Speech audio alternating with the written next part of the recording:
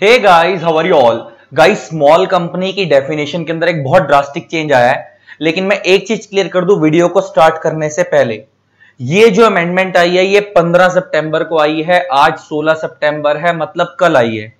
और कोई भी अमेंडमेंट जब आती है तो उसके 6 महीने बाद एप्लीकेबल होती है नोटिफाई होने की, और ये कल नोटिफाई हुई है, तो 6 महीने बाद का मतलब है आपके पेपरों के लिए।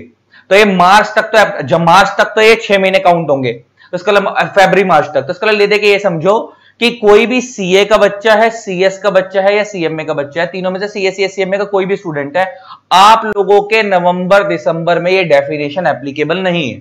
स्टार्ट करने से पहले बोल रहा हूं, लेकिन चेंज क्या है वो बहुत बड़ा है, वो सुन लो ध्यान से। लेकिन आप लोगों के लिए एप्लीकेबल नहीं है अगले अटेम्प्ट से। जो बच्चे अगले साल का मई या अगले साल का जून प्लान कर रहे हैं उनके लिए ये वाली डेफिनेशन एप्लीकेबल है स्मॉल कंपनी की। लेकिन जो बच्चे अभी दिसंबर में पेपर देंगे या नवंबर में देंगे, सीए वाले नवंबर में और सीएमए और सीएस वाले दिसंबर में, उन लोगों के लिए जो भी एग्जिस्टिंग डेफिनेशन है स्मॉल कंपनी की वही लगेगी। आपको बताता हूं फर्क क्या है। देखो, पहले डेफिनेशन हुआ करती थी कि स्मॉल कंपनी एक ऐसी कंपनी होती है जो कि एक प्राइवेट कंपनी होती है जिसकी paid up share capital 50 lakh से ज्यादा नहीं होनी चाहिए, जिसका टर्नओवर 2 करोड़ से ऊपर नहीं होना चाहिए। ये सबसे पहले थी।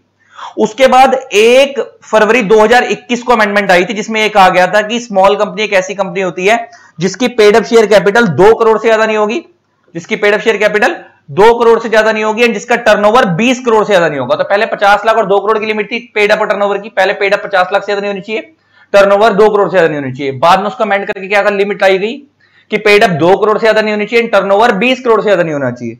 ये अमेंडमेंट आई थी 1 फरवरी 2021 को, और दिसंबर वाले और नवंबर वाले बच्चों के लिए यही वाली अमेंडमेंट एप्लीकेबल है, यही वाली जो 1 फरवरी 2021 को आई थी। मतलब जो बच्चे दिसंबर में पेपर दे रहे हैं उनको यही वाली लिख के आनी है कि स्मॉल कंपनी एक ऐसी कंपनी है जिसकी paid up share capital 2 crore से ज्यादा नहीं है एंड जिसका टर्नओवर 20 करोड़ से ज्यादा नहीं है। अब एक नई अमेंडमेंट आई है, ये आई है देखो 15 सितंबर 2021 को गजट ऑफ इंडिया के अंदर, ये रही। ठीक है जी, ऊपर डेट आ रही है 15 सितंबर 2021।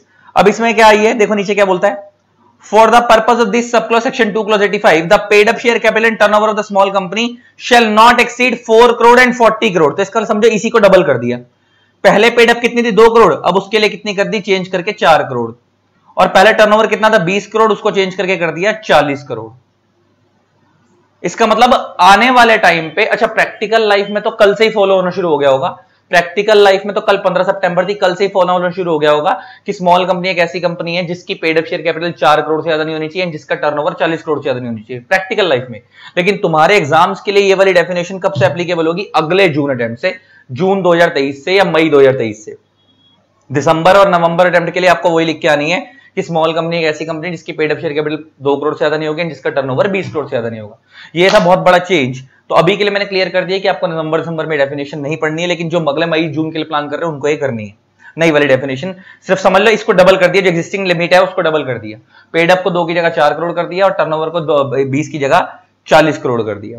ठीक है, चलो आई होप आपको अमेंडमेंट अच्छी लगी होगी। इसी तरीके से वीडियोस को प्यार देते रहें। Keep loving, keep supporting. Thanks a lot, bye bye.